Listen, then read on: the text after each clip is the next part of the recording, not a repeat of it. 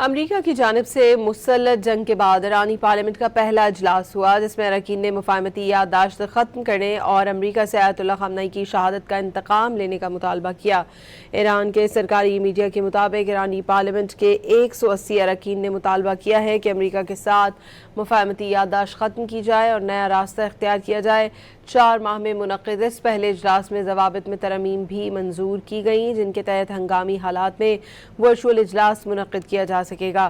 اجلاس میں آبنۂ ہرمز کی اسٹریٹجک مینجمنٹ سے متعلق بل بھی پیش کیا گیا۔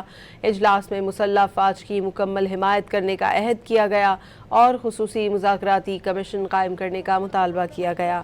کئی اراکین انتقام کی نشانی سرخ پرچم بھی اٹھائے ہوئے تھے۔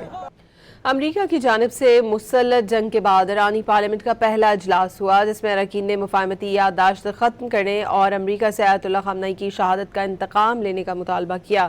ایران کے سرکاری میڈیا کے مطابق ایرانی پارلیمنٹ کے 180 اراکین نے مطالبہ کیا ہے کہ امریکہ کے ساتھ مفاہمتی یادداشت ختم کی جائے اور نیا راستہ اختیار کیا جائے۔ 4 ماہ میں منعقد اس پہلے اجلاس میں ضوابط میں ترامیم بھی منظور کی گئیں جن کے تحت ہنگامی حالات میں ورچوئل اجلاس منعقد کیا جا سکے گا۔ اجلاس میں آبنۂ ہرمز کی اسٹریٹجک مینجمنٹ سے متعلق بل بھی پیش کیا گیا۔ اجلاس میں مسلح افواج کی مکمل حمایت کرنے کا عہد کیا گیا اور خصوصی مذاکراتی کمیشن قائم کرنے کا مطالبہ کیا گیا۔ کئی اراکین انتقام کی نشانی سرخ پرچم بھی اٹھائے ہوئے تھے۔